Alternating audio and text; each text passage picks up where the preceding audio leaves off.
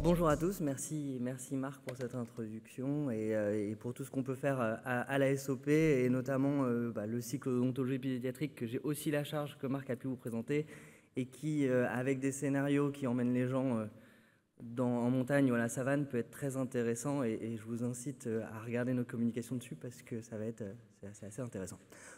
On revient donc à cette journée. Merci d'avoir adhéré au sujet que j'ai proposé maintenant il y a plus d'un an et demi au conseil d'administration de la SOP où je me disais il faut se projeter en 2023 et qu'est-ce qu'on peut faire. Ça fait moi 10 ans que je vois dans mon cabinet en odontologie pédiatrique des MIH, mais ces MIH, il y en a de plus en plus. Donc c'est vrai qu'ils deviennent de plus en plus grands en nombre. Et donc, on les soigne en odontologie pédiatrique. Et c'est souvent collé à l'odontologie pédiatrique aussi, ces MIH, parce qu'en fait, c'est les premiers chez qui on découvre à 6 ans, sur cette bande de 6 ans, c'est les premiers chez qui on découvre qu'on a des anomalies de structure et qu'on ne sait pas toujours bien diagnostiquer combien de courriers j'ai pu recevoir avec marqué amélogénèse imparfaite, dentinogénèse imparfaite ou tout autre nom bizarre.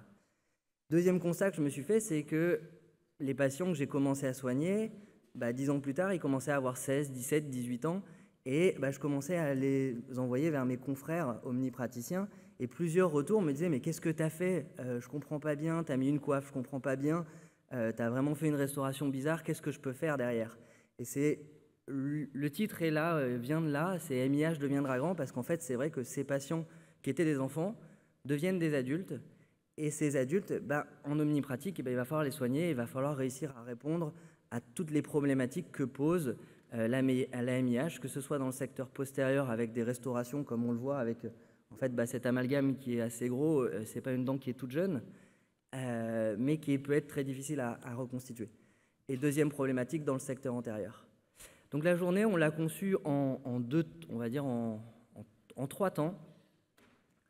On va revenir sur ce que c'est que la MIH, pourquoi c'est quelque chose qui est important et qu'est-ce qu'on peut voir un petit peu comment est-ce qu'on peut essayer de l'expliquer. C'est Elsa Garot qui va nous présenter cette partie-là. Puis on verra ce qui est fait chez les enfants et comment est-ce que au quotidien en odontologie pédiatrique on essaye de les gérer, on essaye d'apporter une solution. Et on verra que malheureusement, en fait, on n'a pas toutes les possibilités thérapeutiques qu'on peut avoir plus tard. Et donc ça, c'est Caroline Levert qui nous fera tout ce champ chez l'enfant. En transition, en fin de matinée, on aura Romain Sénos qui nous fera la transition justement entre ces adolescents vers l'adulte et qui nous dressera un panorama de ce qu'on peut faire, en fait, et d'un panorama des solutions thérapeutiques à l'heure actuelle qui existent pour les adultes, adolescents, adultes. Et cet après-midi, on viendra à quelque chose qui est beaucoup plus pratique, ça sera assez théorique encore ce matin, et beaucoup plus pratique, comment on fait pour prendre en charge les MIH en antérieur avec Mathilde Jalado, et comment on fait pour prendre en charge les dents postérieures au niveau prothétique avec les AMAC. Donc je pense que ça va permettre d'avoir un champ assez large et surtout une application cabinet qui peut être assez intéressante derrière et que vous pourrez mettre en pratique dès demain. C'est l'idée en tout cas et c'est ce que j'ai demandé à tous mes conférenciers que je remercie d'avoir accepté d'être là aujourd'hui pour nous présenter ce thème.